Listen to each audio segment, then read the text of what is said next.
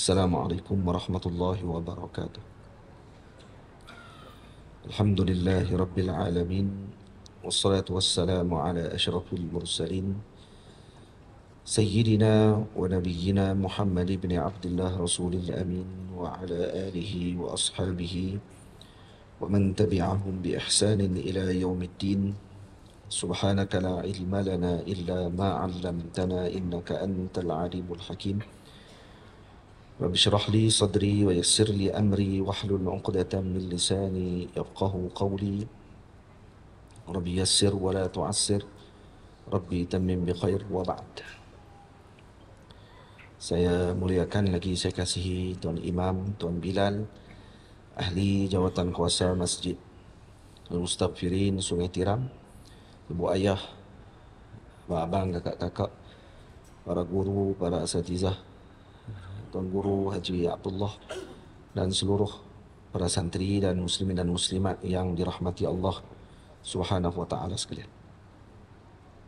Kita bersyukur kepada Allah Subhanahu wa taala pada malam ini dapat meneruskan pengajian di masjid ini, pengajian bulanan kita, sambungan bagi kitab Mursyiduz Zuwar ila Ziyaratil Akhyar, panduan penziarah bagi menziarahi hamba-hamba Allah yang terpilih. Dalam tulisan Jawi kita telah sampai pada muka surat yang ke-70.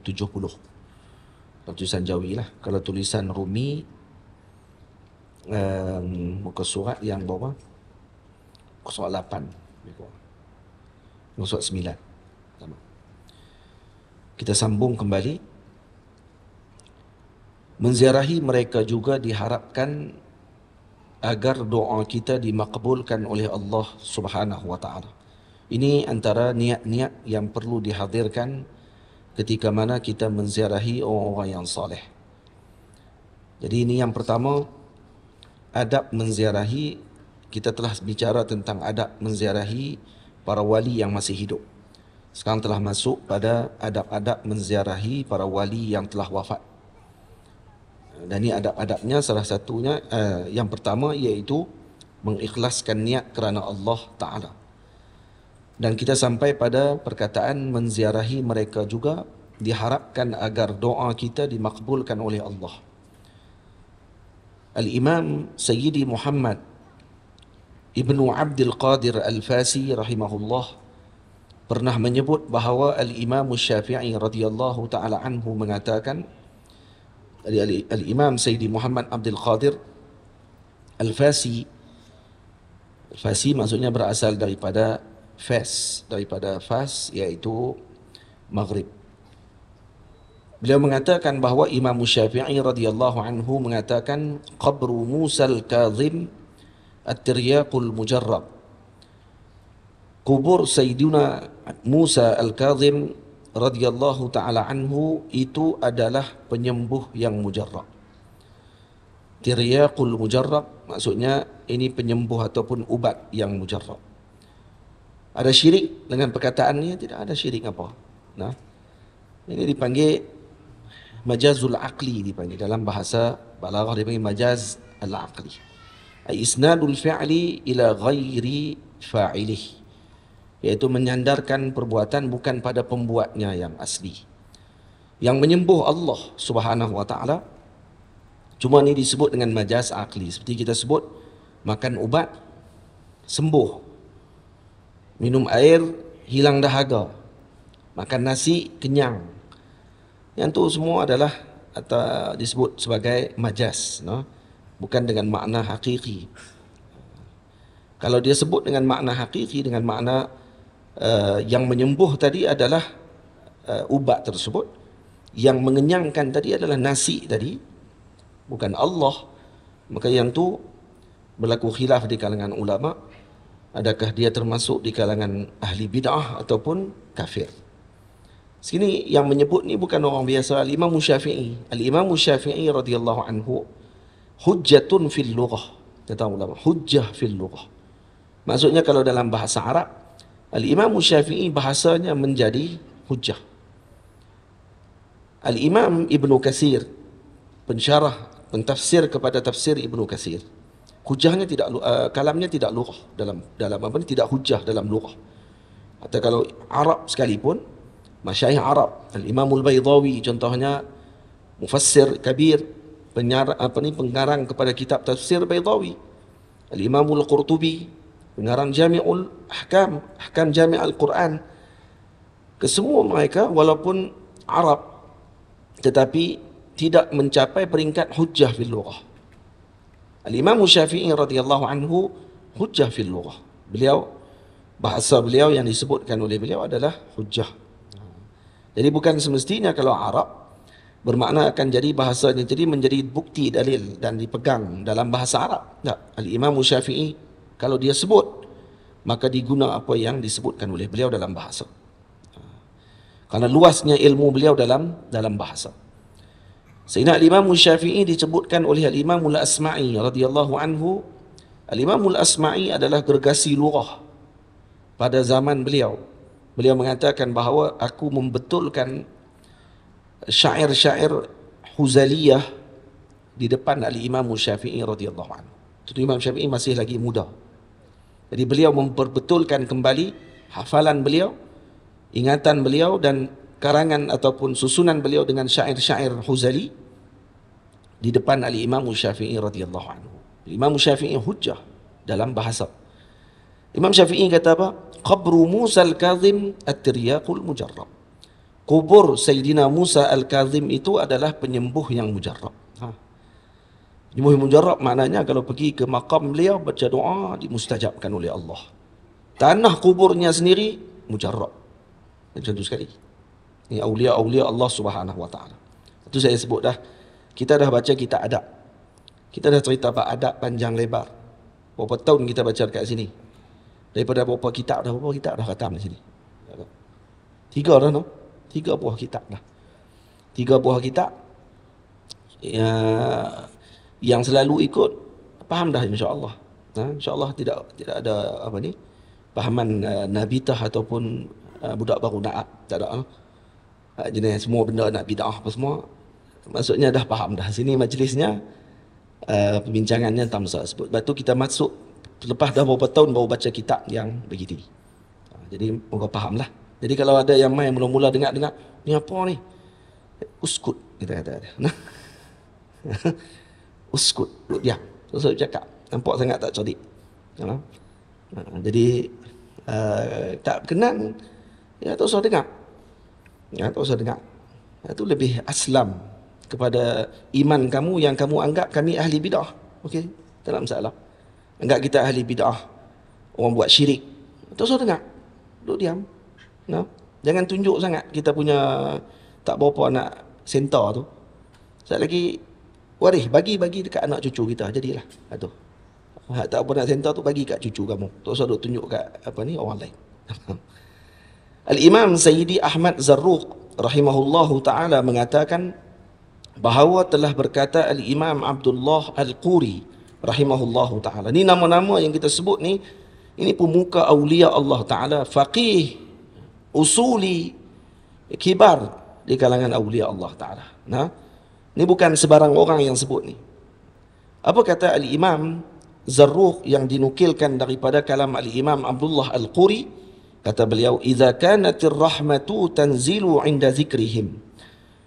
Jika rahmat Allah Taala itu turun, akan turun dengan sebab menyebut nama mereka, yakni namanya para salihin, seperti yang disebut oleh Al-Imam Sufyan ibn Uyainah, "Bi zikri salihin tatanazzalur rahmat."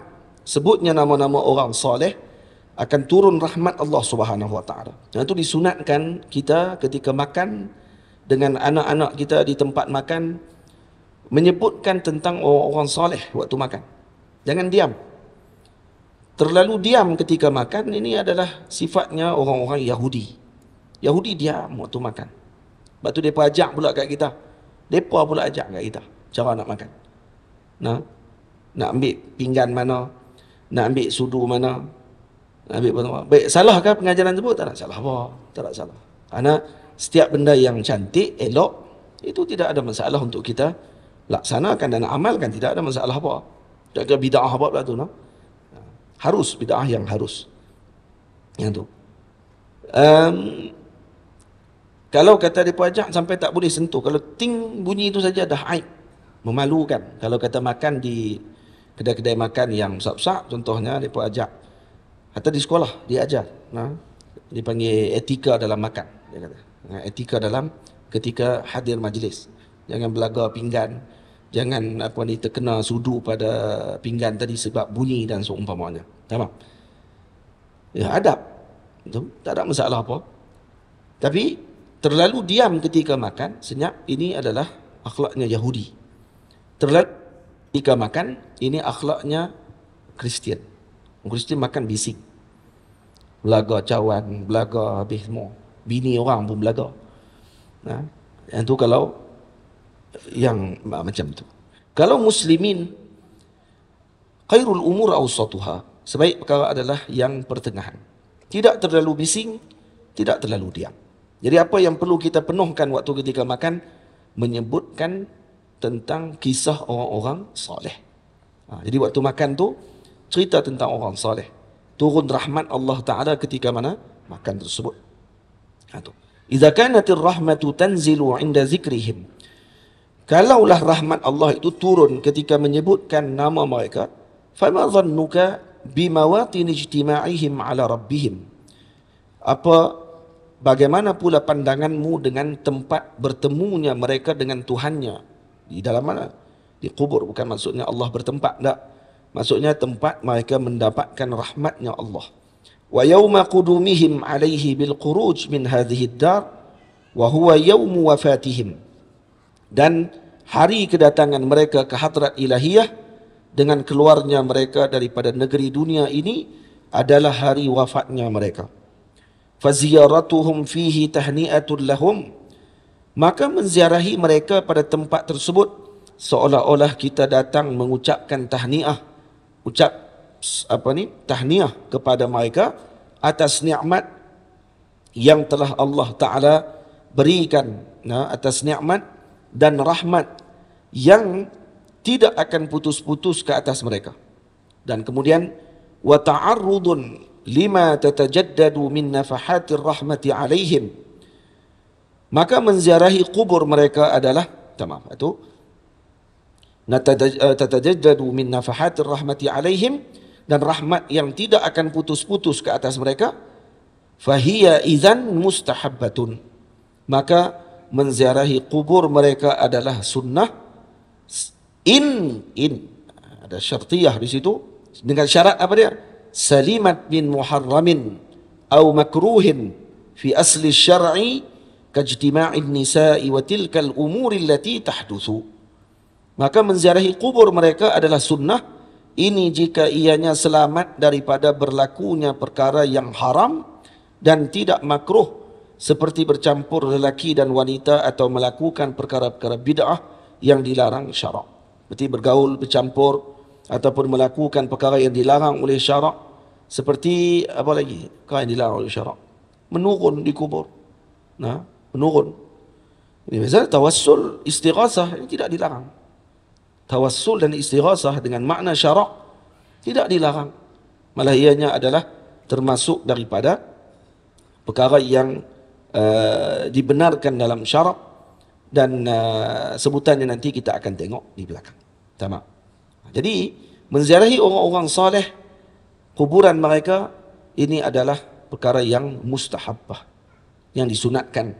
Karena Nabi sebut dalam hadis, kuntu nahaitukum an ziyaratil qubur ala fazuruha.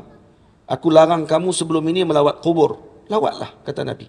Baik, kubur siapa yang disebutkan oleh Nabi? Kubur siapa sahaja. Sebab tu menziarahi kubur ini ada beberapa sebab. Yang pertama, kerana untuk menyambung silaturahim. Maka tu kuburnya keluarga kita. Sunat ziarah. Untuk sambung silaturahim. Datuk kita, nenek kita, adik-beradik kita, ayah ibu kita. Yang kedua, menziarahi adalah untuk mengambil iktibar. Maka kubur siapa saja sekalipun. Hatta yang bukan Islam sekalipun. Jika kubur yang bukan Islam sekalipun, adakah dibenarkan? Dibenarkan kalau kata untuk mengambil iktibar. Untuk kita ingat dengan kematian, tak masalah. lalu di kuburan yang bukan Islam, dan kemudian bila kita tengok saja kuburan tadi, kita akan ingat bahawa kita pun akan kembali ke dalam tanah seperti mereka. Kamu kaya, kamu pangkat tinggi, kamu punya kedudukan yang besar, kamu akan balik ke situ juga. Jadi itu yang tibar. Jadi lawat kubur siapa pun tidak ada masalah. Hukumnya apa? Harus. Tidak haram. Karena Nabi sebut, kuntu nahaitukum an ziyaratil qubur ala fazuruha. Mana sahabat Nabi, di kalangan mereka ada ibu ayahnya yang bukan Islam.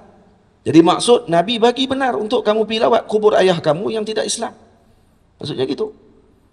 Karena ada sahabat ramai yang ibu ayahnya tidak Muslim, tidak beriman kepada Allah.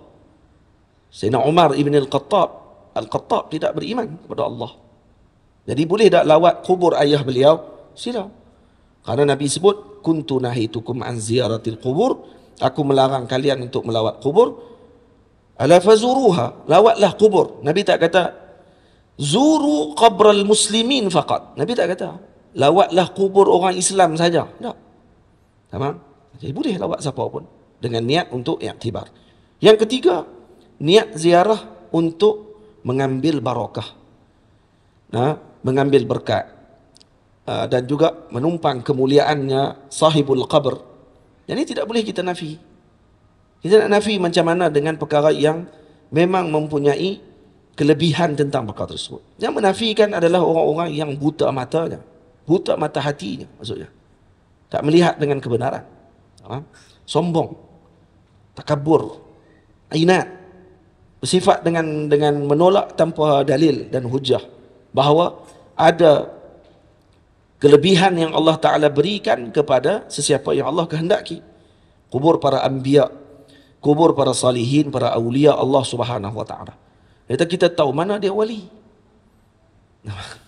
Kita tahu mana dia wali yang kita pergi lawat kubur dia, kata nak tawassul tadi. Husnuzan, baik sangka. Kan ini suruh kita baik sangka. Ataupun dengan tawatur, ataupun dengan mustafid, maksudnya dengan masyhur, dengan kesalehan orang tersebut.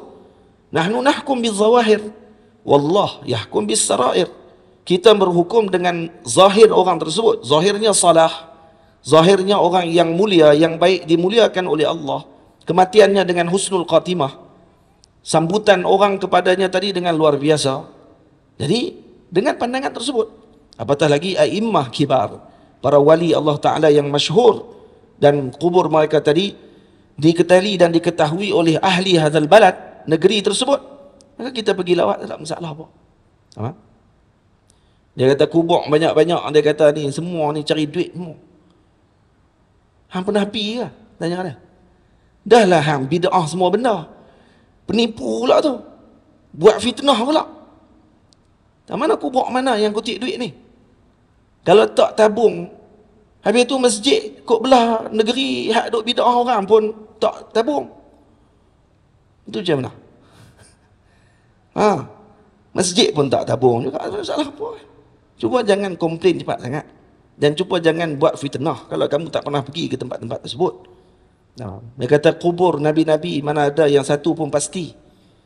Yang pasti satu saja, kubur Nabi Muhammad SAW. Betul itu kalam ulama. Ulama sebut tidak ada kubur yang paling pasti di muka bumi Allah Ta'ala ni di kalangan para Nabi, melainkan kubur Nabi kita Muhammad SAW.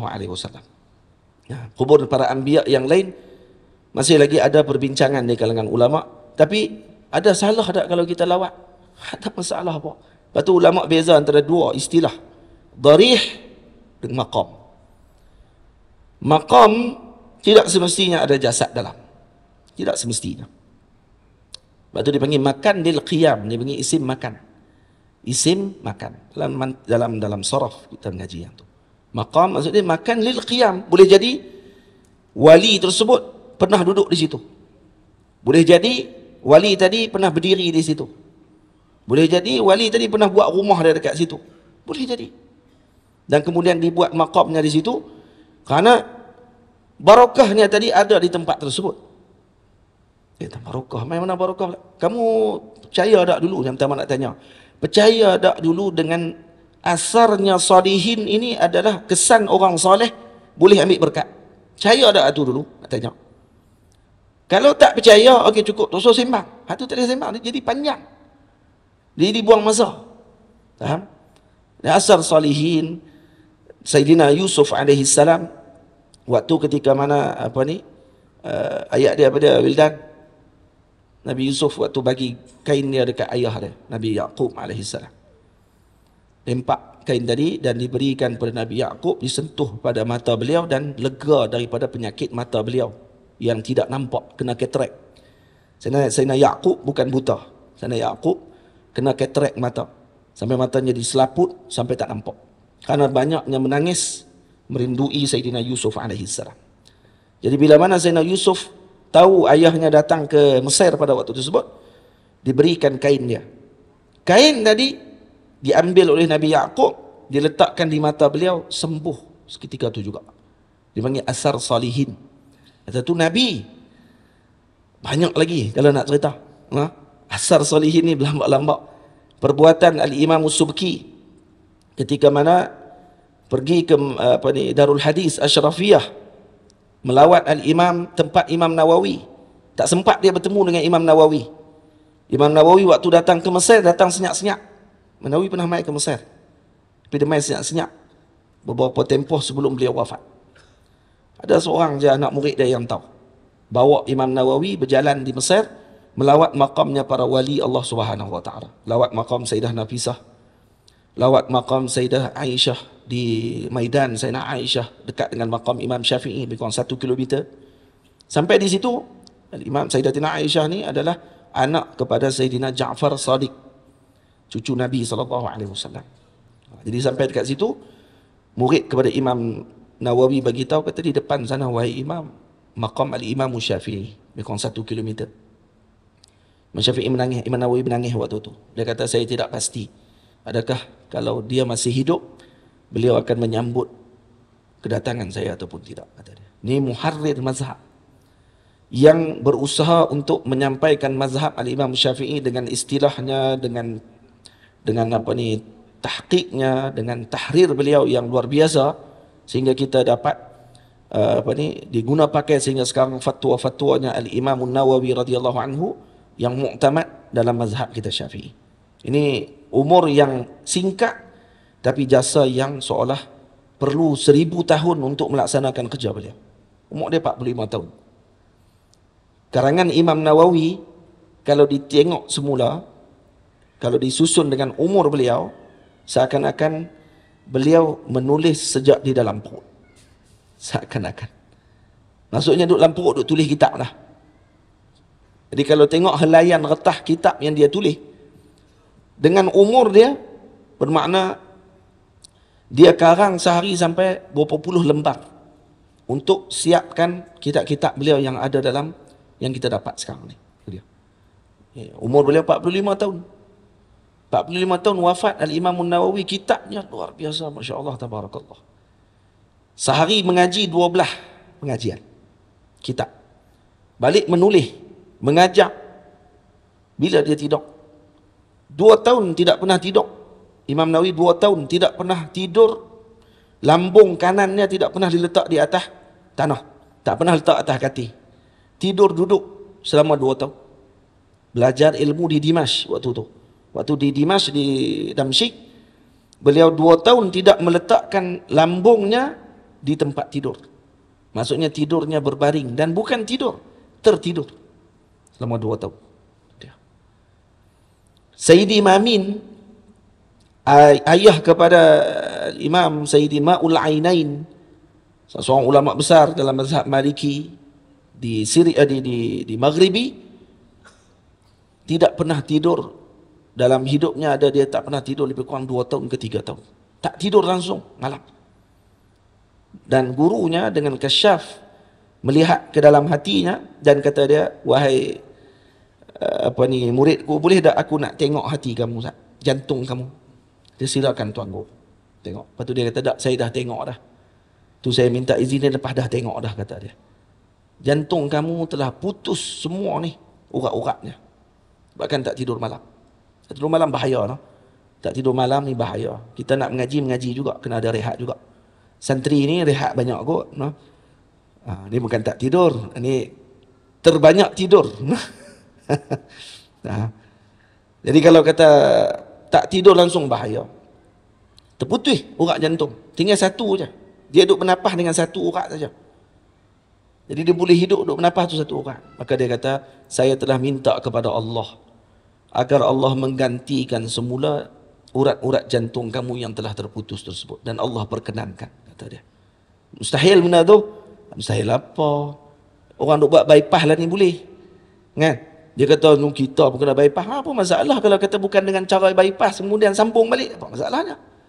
Kalau dah bypass kamu percaya, kan? Kalau dengan doa awak tak boleh nak sambung balik? Boleh lah. Itu pun dah khariqul adah dah sebenarnya tu. Bypass ni, zaman dulu tak ada siapa berani. Betul tak? Siapa tak berani kata masuk nak mati, dia kata.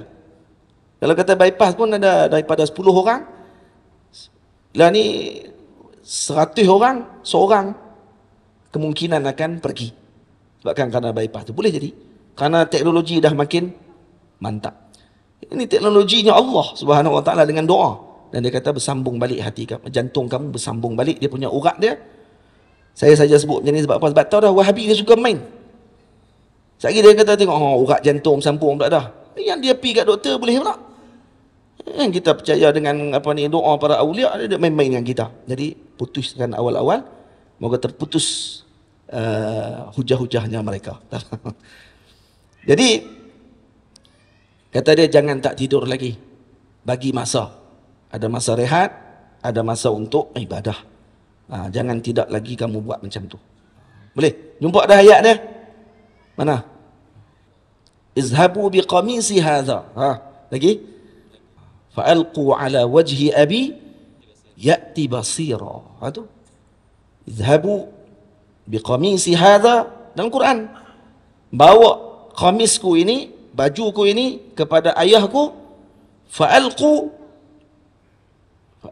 ala wajhi abi, lempar tu, alqu bukan mesti maksud lempar, letakkan di wajah ayahku, fa'ti basira, ya'ti basira, akan datang kembali penglihatan beliau.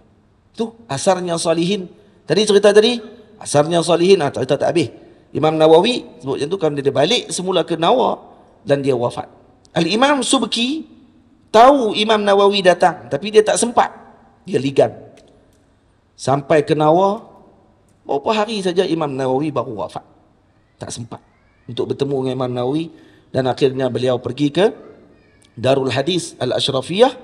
Dan beliau menyebutkan syair yang kita selalu dengar. Wa fi daril hadisi latifu ma'na ala busutin laha asbu wa awi. Di dalam Darul Hadis ini ada makna yang halus. Di atas permaidaninya aku berjalan pergi dan datang.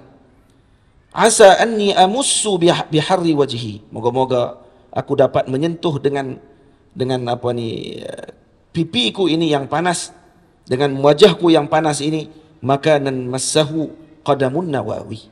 Tempat yang pernah disentuh oleh kakinya Imam Nawawi radhiyallahu anhu. Imam Subki buat apa? Imam Subki lomok muka dia dengan tempat duduknya Imam Nawawi dan tempat pijaknya kaki Imam Nawawi dalam masjid di Darul Hadis Al-Ashrafiyah. Dia pergi kat tempat duduk Imam Nawawi, dia letak pipi dia, helai pipi kat situ untuk dapat barakah Al-Imam An-Nawawi radhiyallahu anhu. Siapa dia Imam Subki? Imam Subki bukan kecil anak, Syekhul Islam wal Muslimin, mujtahid dalam mazhab Al-Imam Syafi'i radhiyallahu anhu. Kan orang biasa, faqih, muhaddis, faqih, muhaddis, sufi, mu'adab. Kata apa lagi? Jadilah tu. Tu baru satu contoh, dua contoh. Al-Imam Syafi'i sendiri mengambil barakah dengan bajunya murid beliau Al-Imam Ahmad. Banyak cerita yang disebutkan orang yang cerdik. Al-labib takfil isyarah wal balid yaqra' bil 'asa. Orang cerdik cukup dengan satu isyarat saja. Orang bodoh kena tibai dengan kayu ya. Dia bukan boleh bagi banyak-banyak, bagi 80 dalil pun dia lah kali tu semua bid'ah. Oh, sonok macam tu noh. Pengajian paling mudah kali ilmu depa. Hak tu paling senang kali. Tak ada apa, semua bid'ah, khurafat. Dua ya. Mai hukum baru. bid'ah dengan khurafat. Habis semua. Baik, patah balik. Kitab ni memang bukan untuk rot mereka. Tapi dia bila masuk bab ni saja, dia memang jadi macam karan terkenal juga kat tu. Buat macam mana, minta maaf lah. Maknanya kita tak mau cerita pasal mereka tu, tak ada faedah pun. Bizikri salihin tatanazzalur rahmat. Zikrul jafa, waqti safa, jafa. Menyebut yang keras ketika waktu tengah lembut. Sebut pasal wali-wali, tiba-tiba masuk cerita mereka. Jadi kerah. Patah balik dah. Saya mohon ampun, mohon maaf. Tak mau sebut dah. Sakit jiwa. Baik. Sebaiknya yang kedua. Sebaiknya memilih untuk berziarah pada hari Jumaat. Ini adab yang kedua. Ini seperti yang diriwayatkan daripada Sayyiduna Muhammad bin Wasi' radhiyallahu taala anhu, bahawa beliau sering melakukan ziarah pada hari Jumaat. Maka dicadangkan kepada beliau agar melakukan ziarah pada hari Isnin. Lalu beliau menjawab, "Balaghani annal mauta, telah sampai kepadaku riwayat bahawa si mati ya'lamuna bizuwarihim, mengetahui dan mengenali sesiapa yang menziarahi mereka, yaumal jumu'ah, pada hari Jumaat." Jadi kalau pergi lawat hari Jumaat, orang yang kita ziarah tadi kenal siapa yang main lawat dia. Jadi faham? Lepas tu kata ulama, kena ada juga hubungan kita dengan ibu ayah kita ni, kalau tak jauh lah, kalau tidak jauh. Kalau jauh, jangan tinggal untuk hadiahkan bacaan Al-Quran, sedekah kita kepada mereka. Karena itu sampai diniatkan kepada mereka. Kalau makamnya jauh. Kalau makamnya dekat dengan rumah kita dan seumpamanya, jangan dilepaskan untuk melawat mereka pada setiap hari Jumaat. Pertama, kata ulama, untuk kita menyambung silaturahim. Yang kedua, untuk bagi semangat kepada hak tak pernah lawat ayah dia, pergi lawat. Tengok dia kata dia tu, tiap-tiap Jumaat pergi lawat. Saya ni, pak saya pun duduk situ juga. Haram tak lawat. Tunggu raya je. Dia kata raya pun. Kesian kat ayah. Pergi lawat kalau boleh. Bukan payah pun. Dalam ni ada dia punya tata cara. Kalau kita lawat keluarga, nak baca apa, nak hadiahkan apa, kita tak mati lagi. Tapi kita dengar dan kita baca kisah-kisah tentang para wali Allah Ta'ala dan apa yang telah diperlihatkan oleh Allah kepada mereka. Jadi kita tak mati lagi, kita mati nanti baru kita tahu kita ni perlu ke tidak dengan doa orang. Jangan sombong. Jangan sombong. Kita ni umur dah lah pendek. Kalau 80 tahun pun masih pendek dibanding dengan umat Nabi Nuh. 1000 tahun umur. Kita umur pendek, amalan tak banyak, belagak pula tu. Umur pendek, amalan tak banyak. Lepas tu duk, saya tak perlu dengan doa orang. Amalan masing-masing. Gemah ni Masya Allah, tabarakallah. Ni anta kutub, tanya dia, kamu kutub, wali badal, ke kamu ni apa dia, nuqaba, nujaba, ke apa dia ni, rijal ghaib kamu ni. Sampai boleh yakin sampai tahap macam tu. Jangan sombong. Jangan sombong.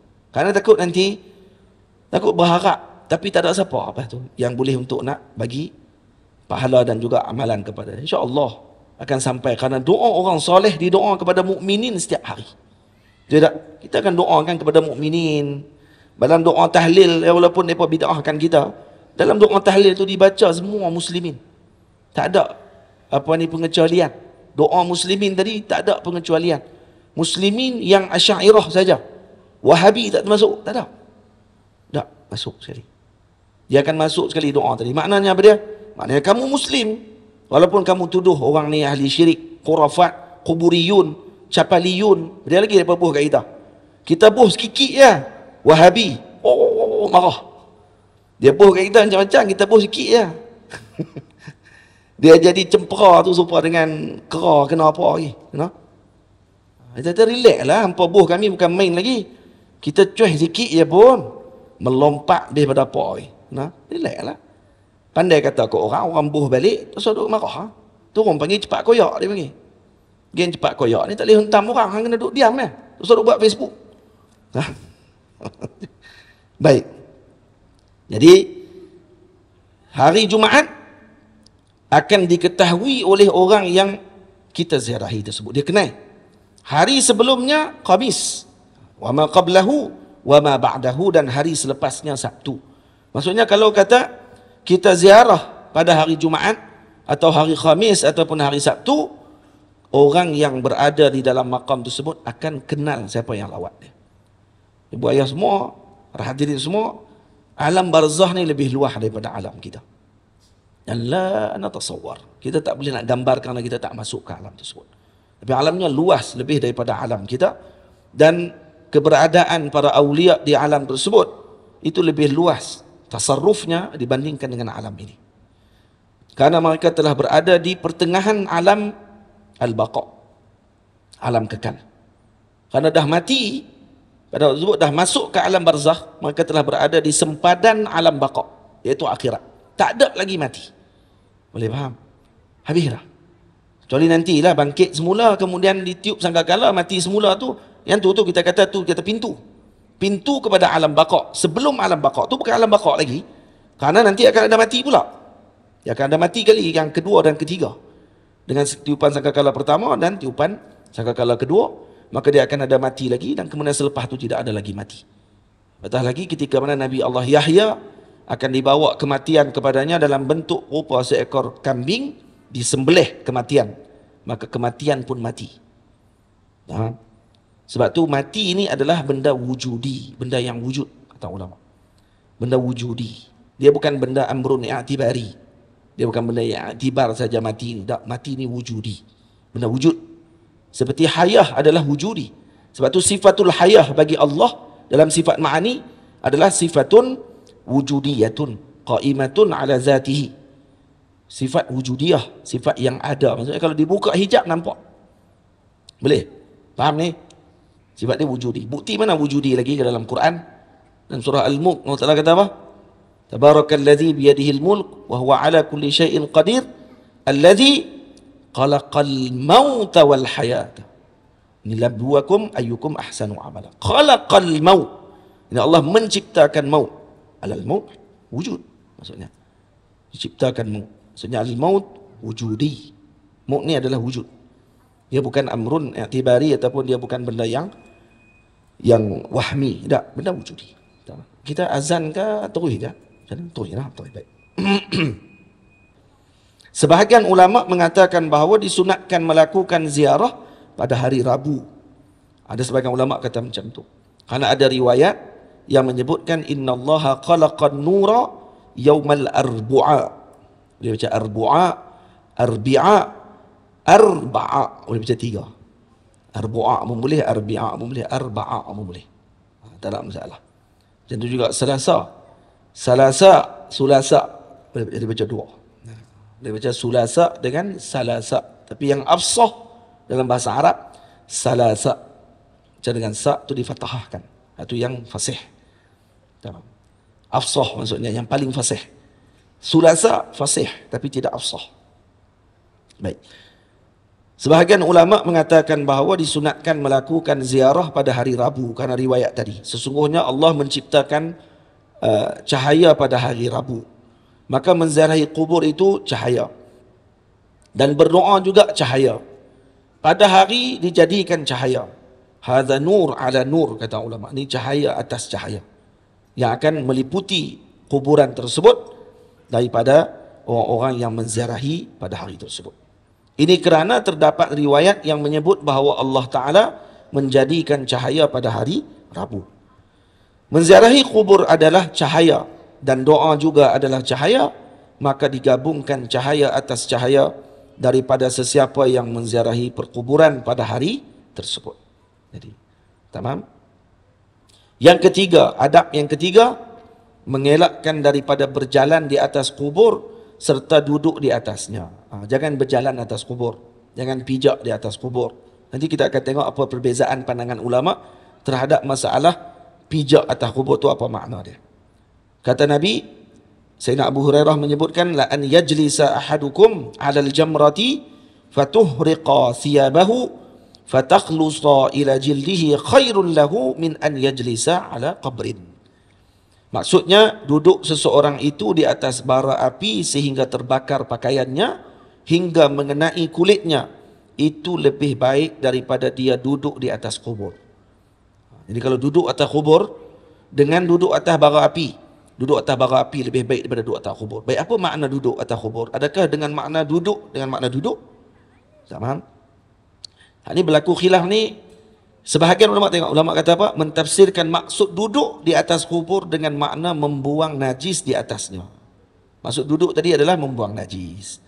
Baik, Wildan. Kenapa tafsir macam tu? Tak salah kalau kita kata ini dalam masalah haqiqah al-lughawiyah dengan haqiqah al-urfiyah. Antara lughawiyah dengan urfiyah mana dahulu? Urfiyah. Urfiyah. Dari segi lughah, julus dengan makna duduk biasa. Tapi uruf dimaksudkan dengan julus ini kemungkinan dengan makna berak. Karena dipaham daripada situ, ataupun jalasa tadi dengan makna haqiqah, haqiqah urfiyah sebenarnya di sini. Uruf menganggap bahawa duduk tadi dengan makna berak sebenarnya. Tapi digunakan dengan bahasa yang ta'rid ataupun digunakan bahasa majas. Bukan dengan bahasa haqiqah. Jadi sebab tu kata sebagian ulama kata jangan duduk. Karena al-haqiqah muqaddam 'ala al-majas. Bila masalah ini sebab masalah ni masalah perbincangan haqiqah tadi ni nak pakai haqiqah mana? Haqiqah urfiyah ke nak pakai haqiqah lughawiyah? Hak lughah ke nak pakai urfi? Maka dipilih sebahagian ulama kata yang urfi. Mengelakkan ataupun menggabungkan dua pandangan, maka sebaiknya jangan duduk terus. Jangan duduk walaupun tidak berak pun. Sebab duduk pun boleh jadi pergi kentut atas tu lagi. Orang ajak juga tu.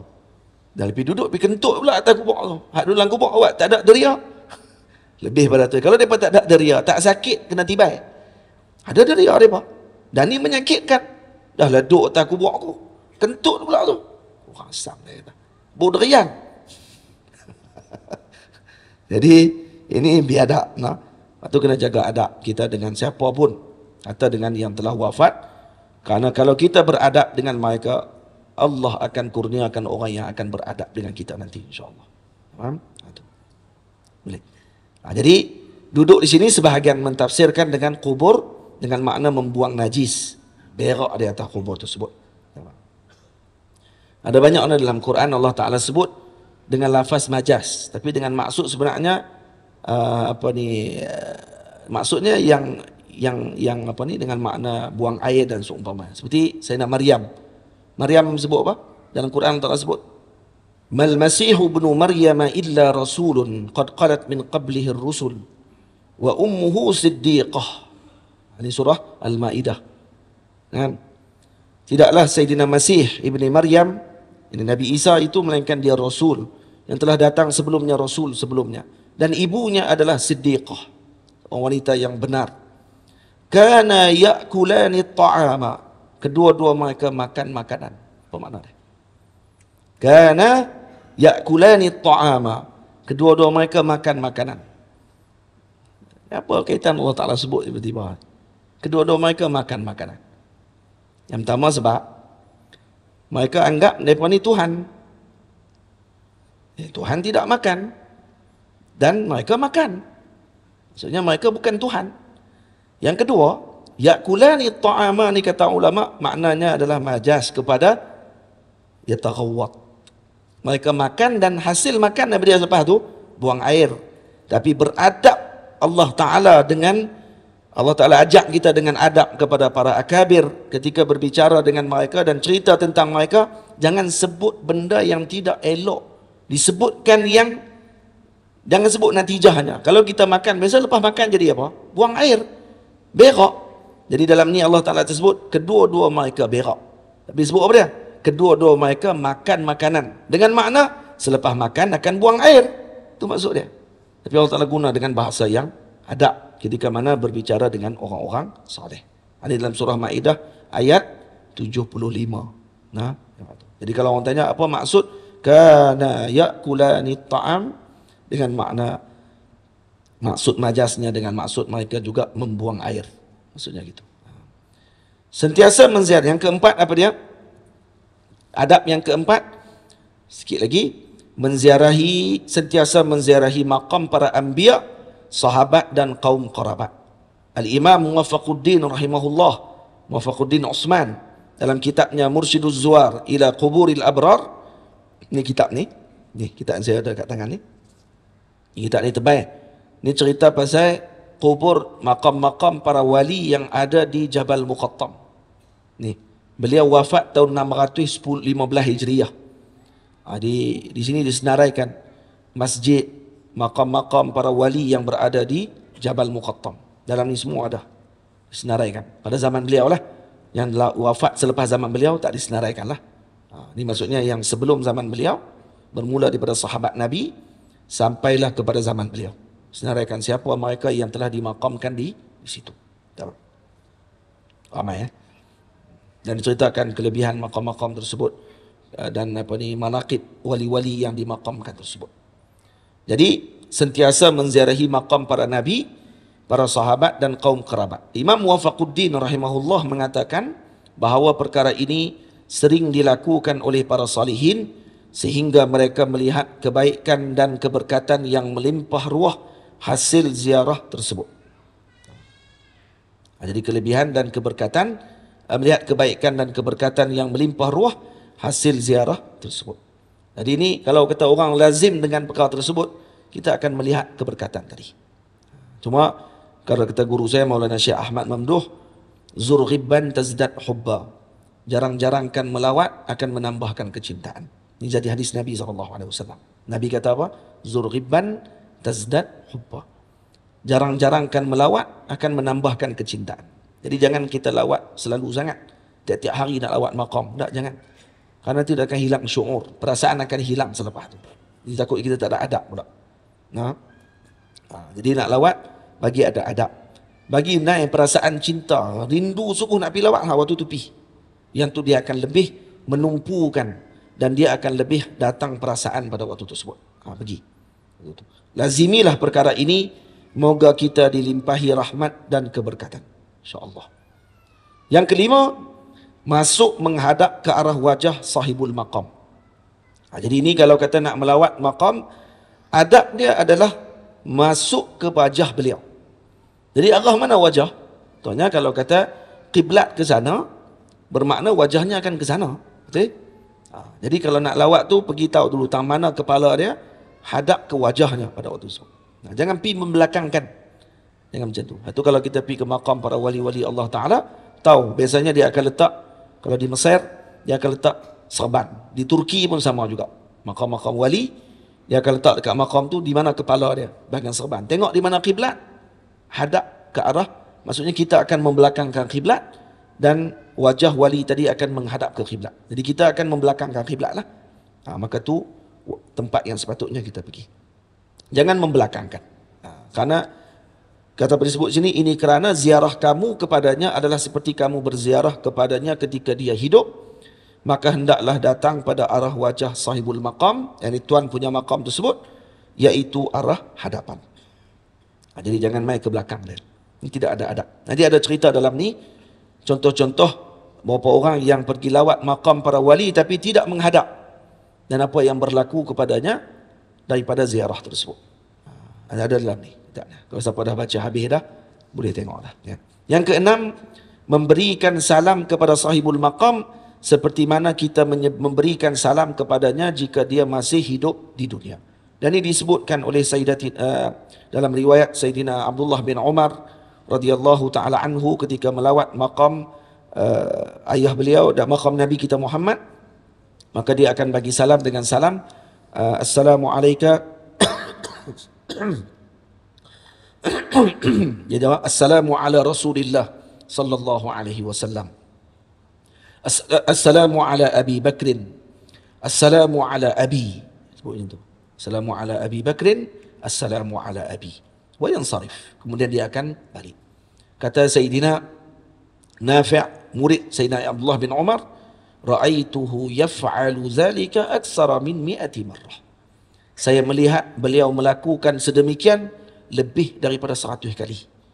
So kalau Sayyidina Abdullah bin Umar melalui kubur Nabi kita Muhammad, beliau akan menyebutkan demikian. Assalamu ala Rasulillah sallallahu alaihi wasallam. Assalamu ala Abi Bakrin. Assalamu ala Abi. Begitu. Jadi kemudian dia pun pergi. Cara-cara dan tata tertibnya akan saya sebutkan pada fasa selepas ini. Fasa selepas ini ada cara-cara dia. Nak baca apa? Cara-cara ni yang saya dapatkan daripada guru saya dan juga yang ada dalam sebahagian kitab. Daripada guru saya Maulana Syekh Usamah Al-Azhari, waktu kami dibawa oleh beliau melawat maqam Sayyidi Ahmad Al-Ghumari, di situ beliau menyebutkan tata cara yang diajarkan oleh para ulama Al-Azhar ketika melawat maqam para wali Allah Ta'ala. Nak baca apa dan seumpamanya. Masing-masing ada tata caranya. Ahli Yaman, Hadramut ada caranya, dan ahli Al-Azhar Al-Syarif, ulama Mesir ada caranya. Dan diajar oleh beliau dan saya masukkan dalam kitab ini. Yang ketujuh, mengelakkan daripada menyapu dan mencium kubur. Ni. Jangan cium kubur, jangan sapu kubur. Baik, adakah larangan tadi mutlak? Tak boleh. Baca dulu. Ini bukan ala namatihim. Ini bukan macam cara mereka syarah. Mereka syarah, cium kubur, mau syirik, kurafat. Ni tak baca dulu ni. Ni ahli sunnah wal jamaah. Syarahan ahli sunnah wal jamaah. Tengok macam mana para masyayikh membahaskan tentang masalah tersebut. Ini seperti yang disebutkan oleh Imam Muwafaquddin dalam Mursyiduz Zuwar. Ni dalam kitab ni. Ni disebut dalam ni. Ijtinabu massil qabri wa taqbilih. Mengelakkan daripada mencium dan juga menyapu-nyapu kubur. Dia sebut macam tu. Saya nukilkan. Manakala, ada pandangan kedua. Al-Imam Abdullah Al-Qayyad Al-Harushi rahimahullahu ta'ala pula mengatakan bahawa telah ditanya kepada guru kami Al-Imam Muhammad Al-Ayyashi, wafat pada tahun 1149 Hijriah, tentang perbuatan orang awam. Orang awam. So, biasa yang buat macam ni awam. Para kumal, orang-orang yang sempurna dan orang-orang yang orang panggil apa? Ahlullah. Ini biasanya tidak melakukan demikian. Dia tak buat macam tu bukan kerana bid'ah. Tidak. Bukan kerana syirik, khurafat. Tak. Kerana makna lain. Kerana adab. Seperti mana kita waktu hidup di muka bumi tidak menyapu badan guru kita macam kawan kita. Jadi, Wildan kemai kat saya. Lepas tu duduk main. Sihat-sihat tu. Sambil duduk buat macam ni duduk. Tak pun main kepala. Lepas tu duduk katok. Tu ada adab tak? Tak ada adab. Macam mana kita beradab dengan sultan? Macam mana kita beradab dengan orang-orang besar yang ada pangkat seperti menteri dan seumpamanya? Ada kita pergi, ada kita pergi tepuk bau dia. Walaupun kawan kita. Ini kalau kata, kalaupun dia kawan daripada kecil. Tapi kalau di tempat awam, di depan orang ramai, dia pergi tepuk macam tu nak abang kata kawan baik. Dia orang tak cerdik, orang main. Tak tahu kedudukan. Tak tahu di mana. Dan dia akan kata kawan tu sombong. Tengok sombong, orang tepuk sikit pun marah. Padahal dulu sekolah sekali ya. Belagak. Bukan macam tu. Kamu ni tak reti. Kena tahu adab. Kita kawan baik. Tengok-tengok kawan kita ni ada anak murid. Kita main, duk pergi maki kawan kita macam duk sekolah dulu. Ni orang panggil tak cerdik, orang panggil. Faham? Kawan kita guru sekolah. Kita main kat dia kata, kalau hampa nak tahu cikgu hampa ni bukan bagus pun dulu ni. Masa tu jadi apa waktu tu? Ni orang tak cerdik ni. Patutnya kamu tak boleh cakap macam tu. Kena jaga aib, jaga adab. Jadi kadang ada orang dia buat cemperah. Dia buat macam ramah tamah lebih. Itu bahasa tu. Dia buat apa? Haria apa? Kan? Jadi jenis-jenis macam tu orang bagi tak boleh masuk majlis. Dia akan menyusahkan dan akan menyukarkan orang. Kemudian dianggap orang tak faham dia. Ini masalah. Telah ditanya kepada guru kami, kata beliau, kata Imam Abdullah Qayyad Al-Harushi, ini pengarang kitab Kanzu apa? Kunuzul Asrar, kitab apa ni, salawat. Kata beliau bertanya kepada guru beliau, Al-Imam Muhammad Ayyashi, tentang perbuatan orang awam yang mencium serta menyapu kubur para awliya. Maka beliau menjawab. Siapa yang jawab? Muhammad Ayyashi. Maka beliau menjawab, hazihi azyalullah wa haula'i yatashabbasuna biha. Maksudnya, kata Imam Al-Ayyashi, Ini kerana maqamnya para wali tersebut adalah tali penghubung dengan Allah. Maka mereka ingin bergantung dengan tali-tali tersebut agar sampai kepada Allah. Itu sebabnya.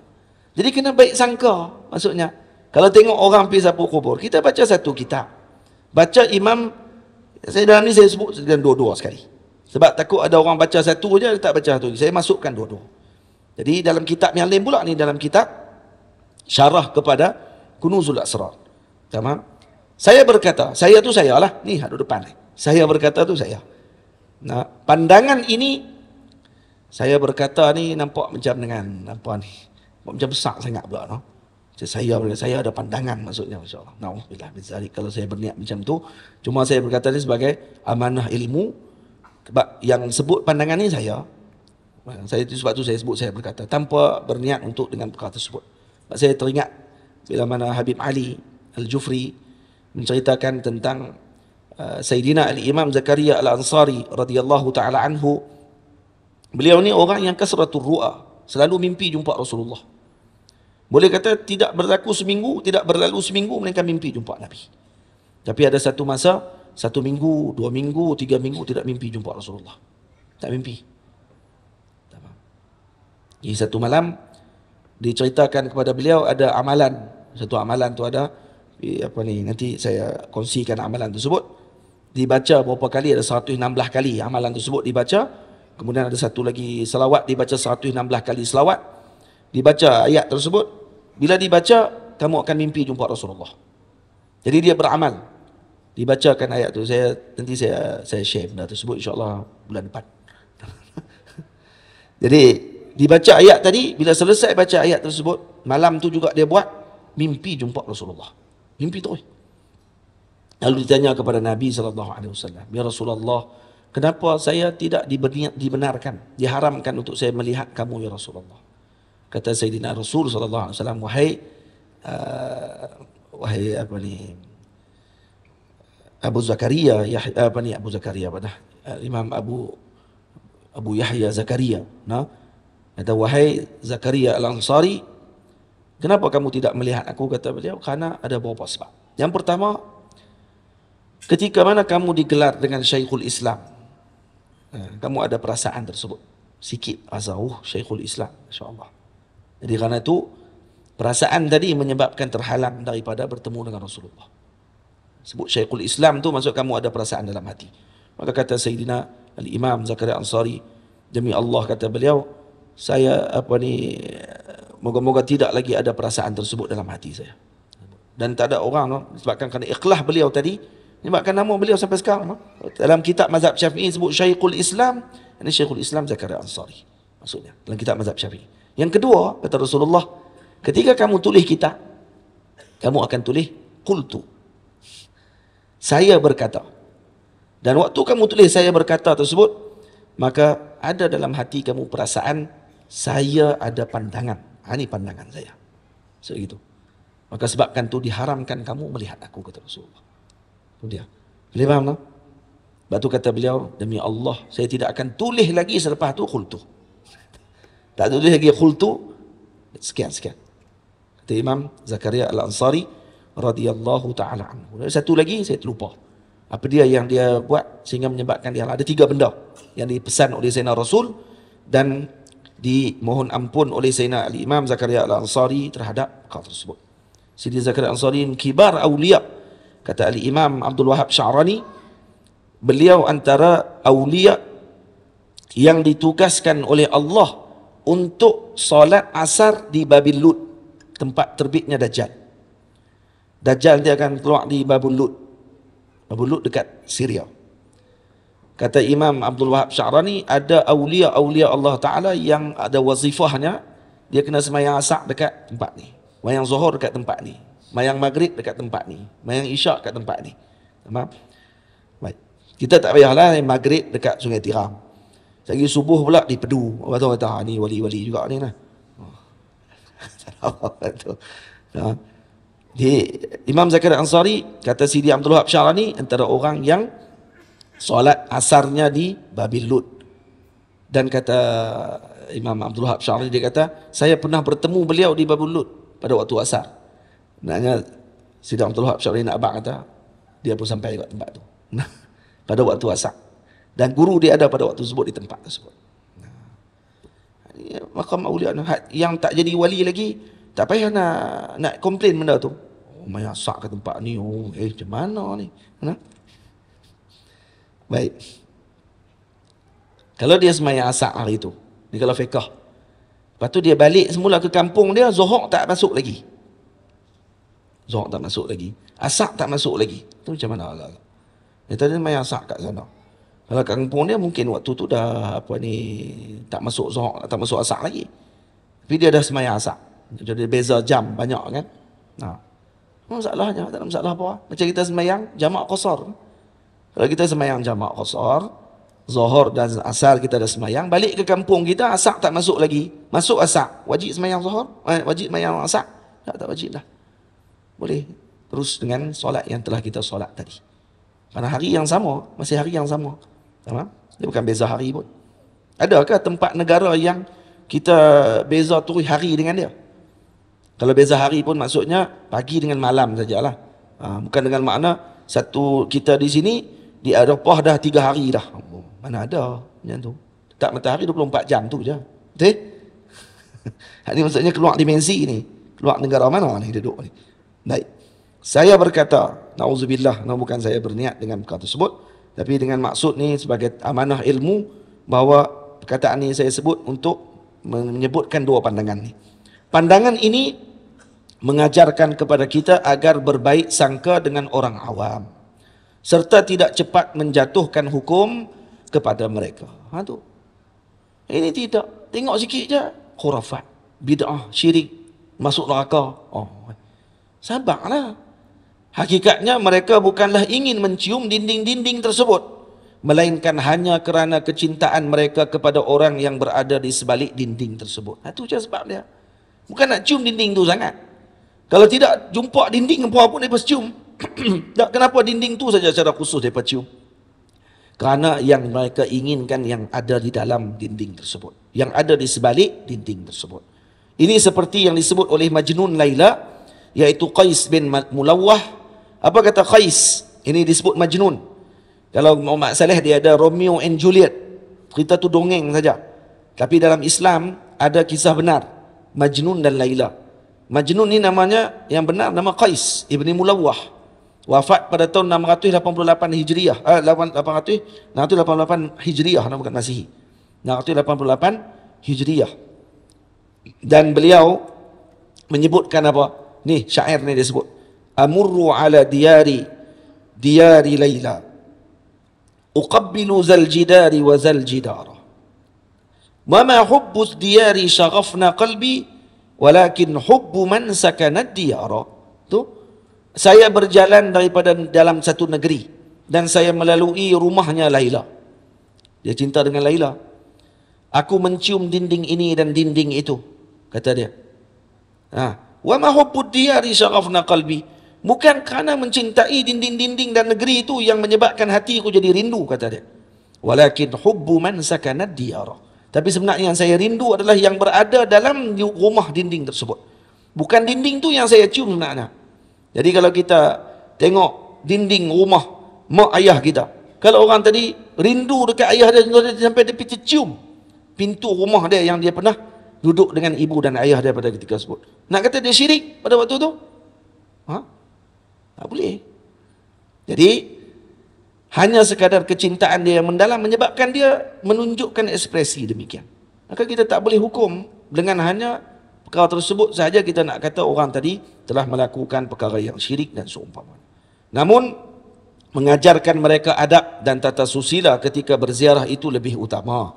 Ini kerana agar kurang beradab, agak kurang beradab, bukan agar.